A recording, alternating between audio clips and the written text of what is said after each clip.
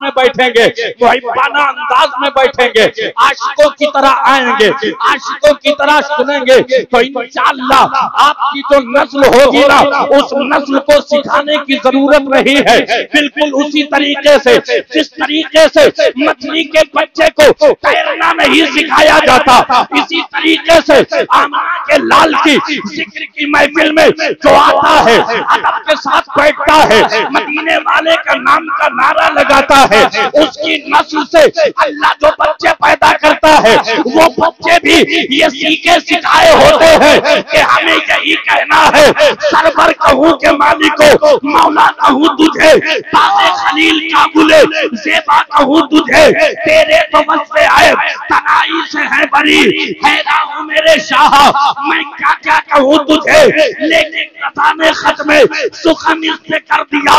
خالق کا بندہ خلق کا آقا کہوں۔